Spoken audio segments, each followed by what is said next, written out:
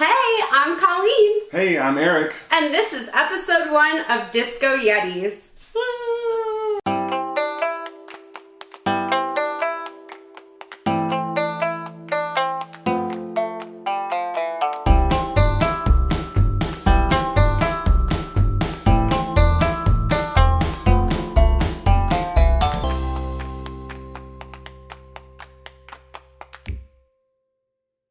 Well, welcome back. This is our first episode of our new YouTube channel called Disco Yetis, and we thought we would do a Q&A just so that we could get to know what people were most interested in, and maybe they could learn a little bit about us as well.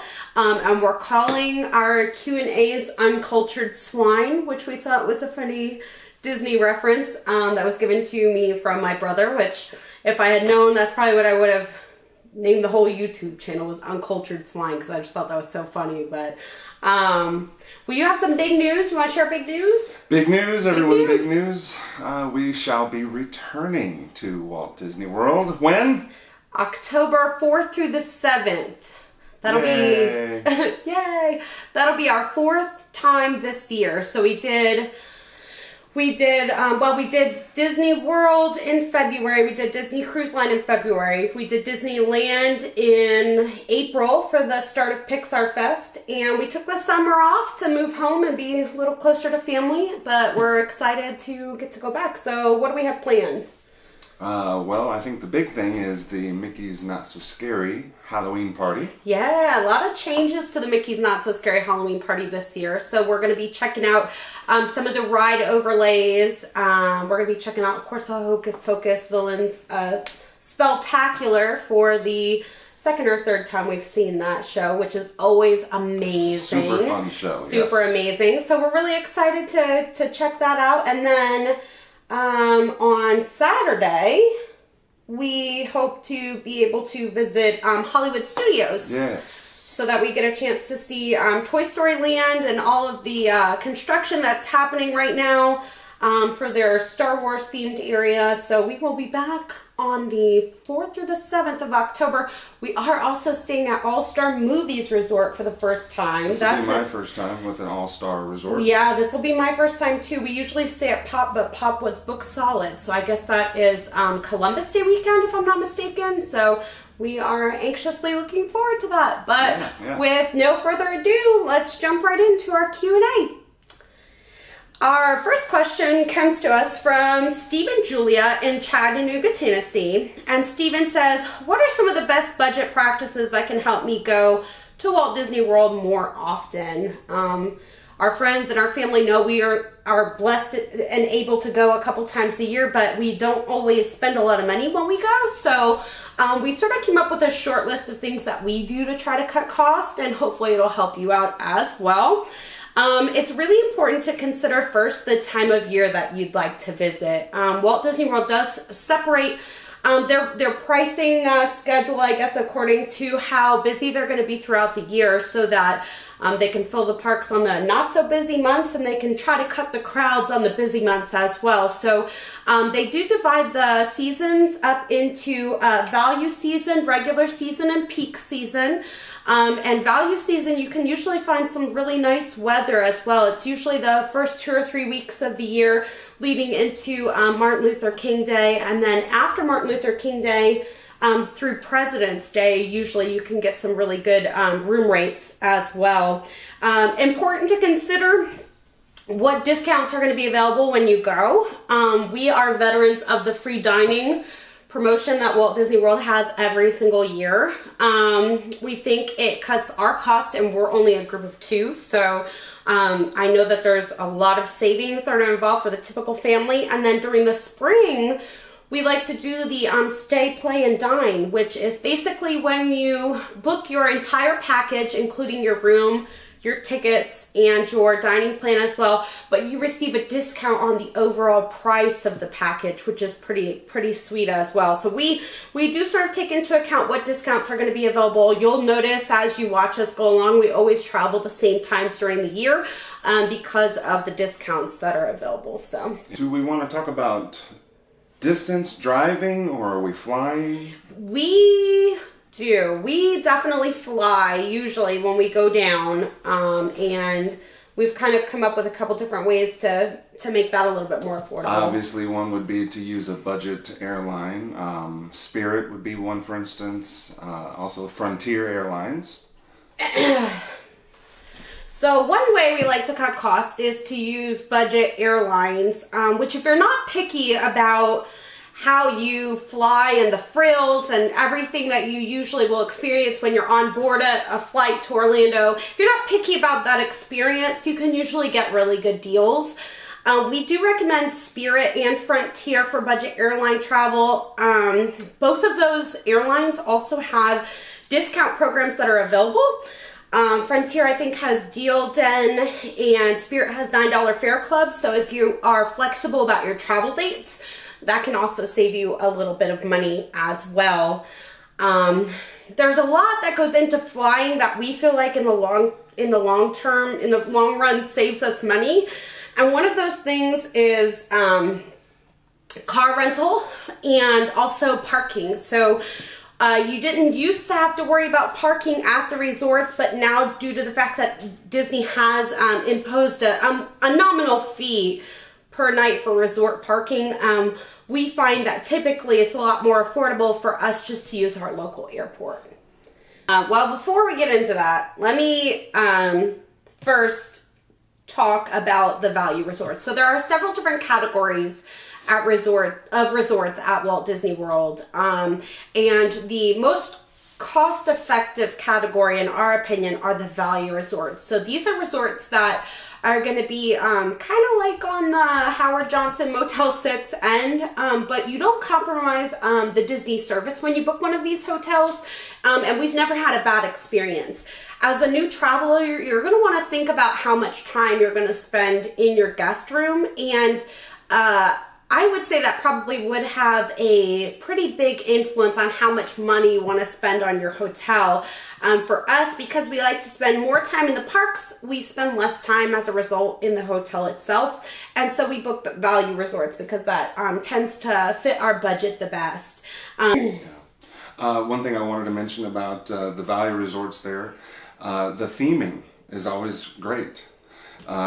And as you see some of the other more pricey options, you'll see that the theming, I mean, it's grand and it's glorious, but the theming is sort of, for me, kind of lacks. Yeah, I think that's definitely a common complaint with people.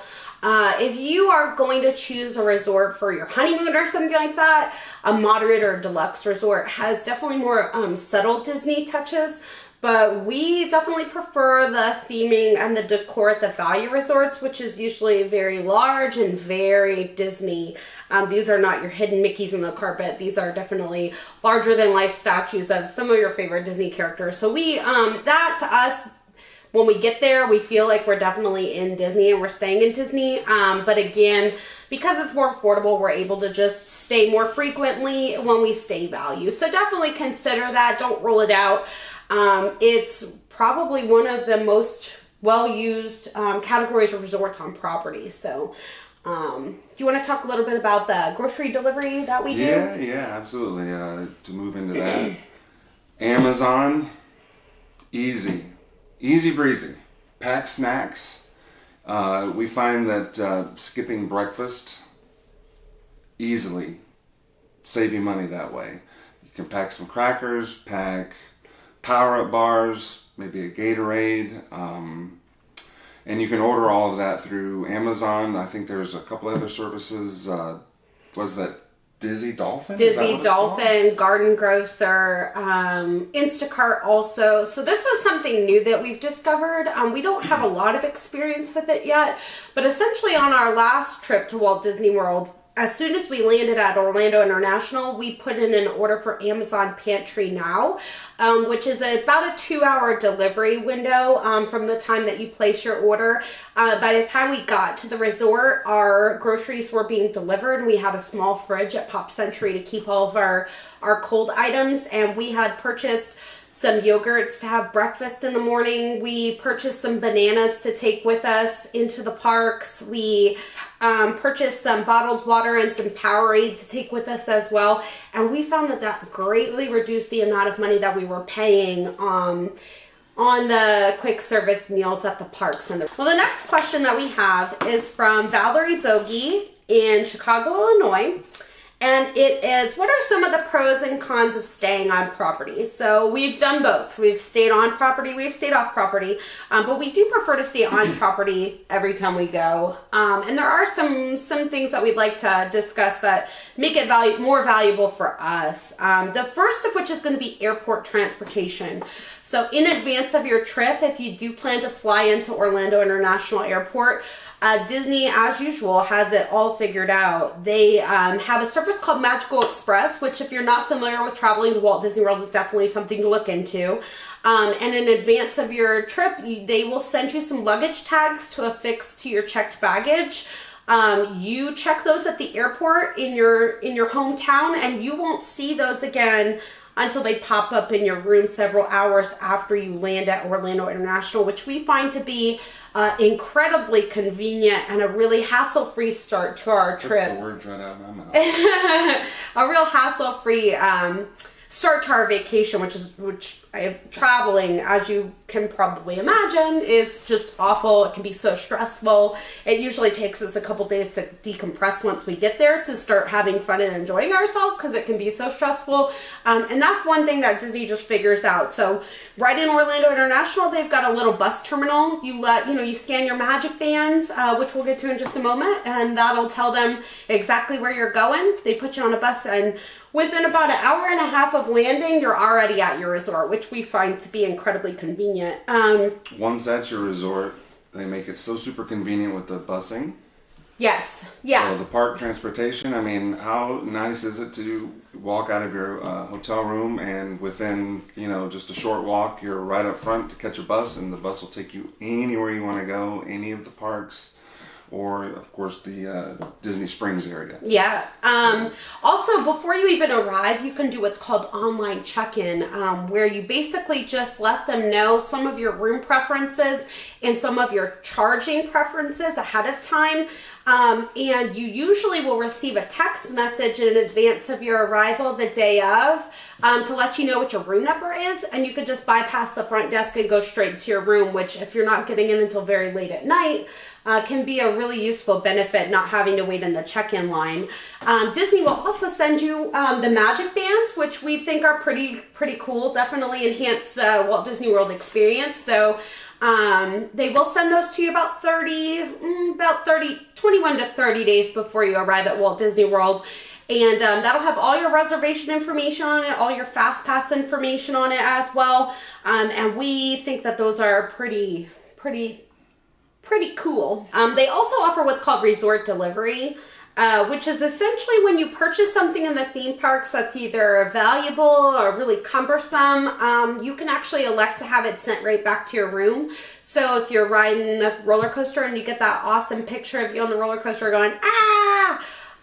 Luckily you can get that photograph sent right back to your room. You don't have to worry about it raining or getting smushed or anything like that, which I think is another way that Disney sort of puts the guest experience first. And we find that it's really convenient. Eric really likes to buy artist sketches and art and things like that. And we are always worried it's going to get bumped. We're always worried it's going to get smushed somehow. So it's really nice to know that it's really well cared for all the way back to the room. When you stay on property, you can elect to participate in the Disney dining plan. We probably will have a video coming very soon about the ins and the outs of the dining plan, but essentially their quick service dining plan, their regular dining plan, and their deluxe dining plan are only available to resort guests. So when you do stay on property, you can add that benefit, and we find that it's very convenient to do so. And then, of course, you sort of do have to talk about the Disney difference, which is a totally priceless feature of staying on property. Disney is just one of those companies that has invested decades in customer service training and again putting the guest experience first, and we find that pays off in leaps and bounds. We've never been disappointed in our stays. We've always they've always gone above and beyond to make sure that we've had a satisfactory visit. And I can't say that about all hotel chains that we've stayed at before when we've experienced issues that sort of required service recovery. So the Disney difference, again, it's a totally priceless feature that I would place definitely in the pro category. But you can't talk about the pro category without talking about the con category.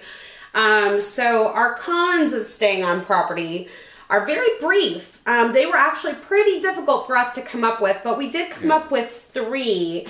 The first is going to be higher price. So chances are you can find Howard Johnson right outside of Walt Disney World proper for probably a really affordable rate, somewhere in the $60 to $80 range a night. The Disney hotels, I've never paid that little to stay on Disney property, but there are, again, some features that you have to consider when you're staying on property, like if you're driving a vehicle into the parks every day, your parking is included, which I think is a $21 or $22 charge every single day. So you sort of do have to factor that into staying off property. Adds up quick. It does add up quick. The limited ability to visit anywhere else, we find is a little inconvenient about staying on Disney property. When you stay on property, you're just in the Disney bubble, and it's very difficult to get outside of that bubble to go to SeaWorld or Universal Orlando. So if you have plans to visit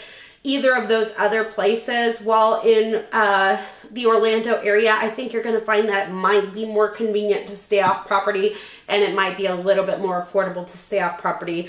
The last con that was actually kind of came along a little bit later was the limited options and the limited affordable options for larger families. So when you do have a larger family, 5+ people, I feel like you are really limited on the options that you have at Walt Disney World, and some of those options are going to be very, very pricey. When you stay off property at, say, an Embassy Suites or a Spring Hill Suites, you can probably house 5 or 6 people in that room alone with the pull-out couch. We find that the only resorts that you are able to house that many people at usually have a room rate of about $350 a night, which in my opinion can be way pricier than staying off property. So if you are traveling in a large group, I would say definitely explore your options outside of staying on property. But if you are a small family or a couple, staying on property, in my opinion, just really can't be beat. So anything else to add on that? I don't think that there is. Okay.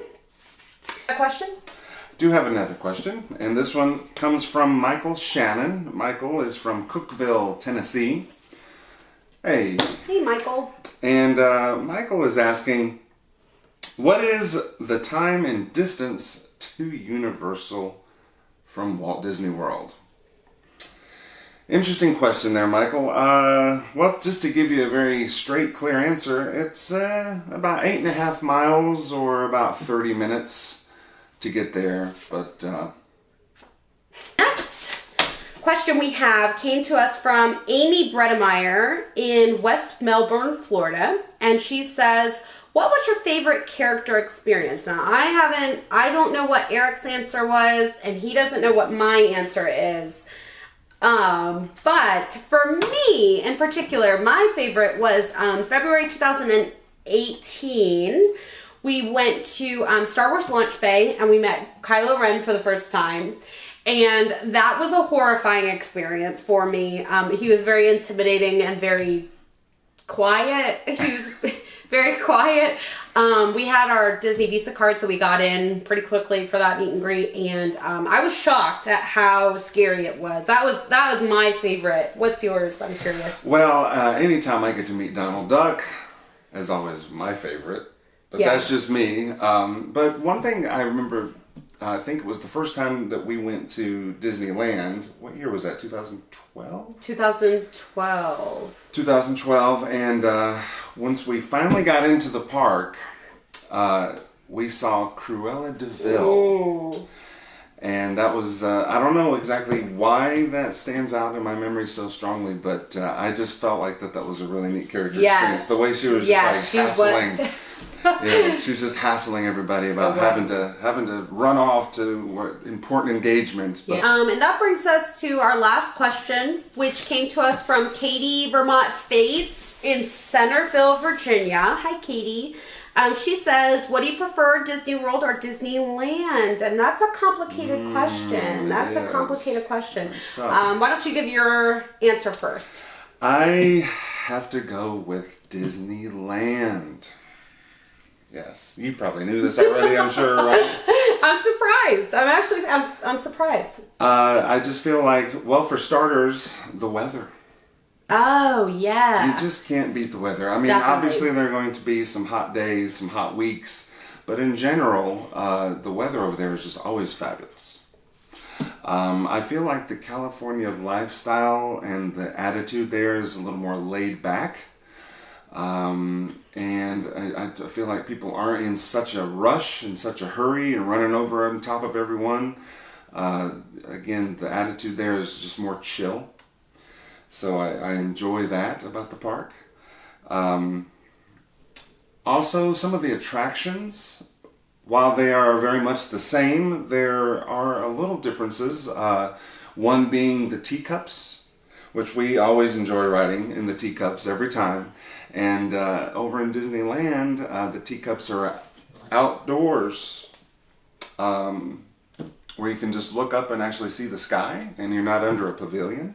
So I feel like that's pretty nifty. I enjoy that. I guess Space Mountain would be another one just to touch on right quick, where in Space Mountain, what is the Walt Disney World, you ride side by side. Single file at Walt Disney World. Single file, okay, sorry. Single file at Walt Disney World, whereas in California you'll be riding side by side. So pretty much the same ride, but I get to ride next to you. Like that's a real benefit for him, yeah. And I guess probably the biggest thing right now, being that the Guardians of the Galaxy movie has been so successful, they've turned the Twilight Zone Tower of Terror into a Guardians-themed attraction now. Guardians of the Galaxy-themed attraction. And the music's pumping, and it's just a really fabulous ride. We had an amazing time. Rode that probably more times than any of the other rides the last visit there earlier this year. So definitely. Well, I also agree with you. Disneyland, I think, is just fantastic. And I don't know, it's important to note that we haven't been able to visit Disneyland as much as we've had the privilege to visit Disney World. So it very well could be just that Disneyland still has that shiny new penny look to it, and Walt Disney World, we've been to Walt Disney World a lot. We've seen most everything there is to see there.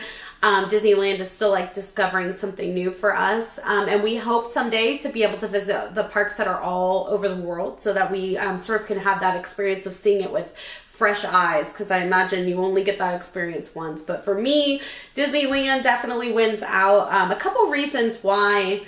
I feel like the culture, which is something that you said, the attitude, is important to note. Most people that are on vacation, or I should say visiting the Disneyland Resort, are just locals. And I think that that's so nifty.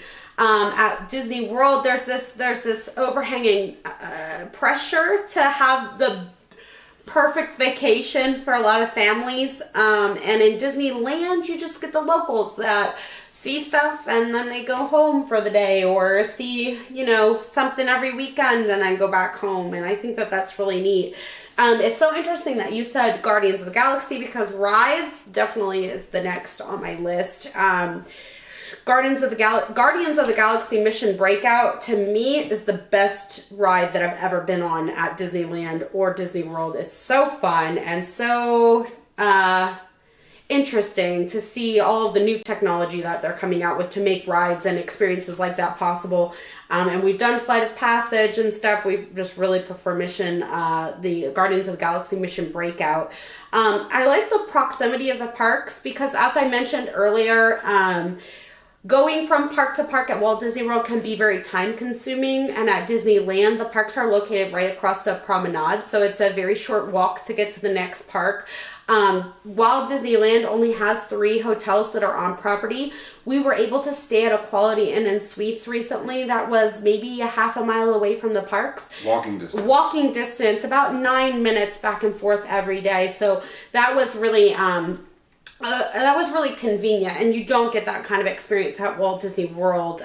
Walt Disney World is, I think, like 40 square miles, so you pretty much have to take a bus wherever you're going. I also would like to note that I think, I'm going to catch serious heat for this, but I think that the Disneyland Max Pass system is so much better than our Fast Pass system at Walt Disney World. The Max Pass system, everybody can make reservations as soon as they get into the park for the day, and it's only for that 24-hour period of time. Whereas with the Walt Disney World parks, people are making their reservations for their Fast Passes 2 months early, and I just think that that sort of goes towards that attitude like everything has to be perfect, and we've gone enough where nothing is ever perfect. So Disneyland sort of lends itself a lot better to the way that we prefer to travel, so Disneyland would definitely be my choice. But if you enjoyed our very first Q&A, make sure you like, share, and subscribe here on YouTube. That would really help us out, especially considering this is our first episode, so we hope to be able to produce many more. And let us know in the comments down below if you've been to Walt Disney World or if you've been to Disneyland, which one you prefer, because we're curious. We want to know what you guys think also. So thanks so much, and we will see you really soon. Long live the Disco Yetis! Disco Yetis! Ah!